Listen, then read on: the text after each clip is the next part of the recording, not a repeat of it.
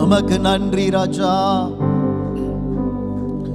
புது கிருபைகள் தினம் தினம் தந்து என்னை நடத்தி செல்பவரே, அனுதினமும் கரம் நீட்டி என்னை ஆசீர்வதிப்பவரை பாடுவோம்.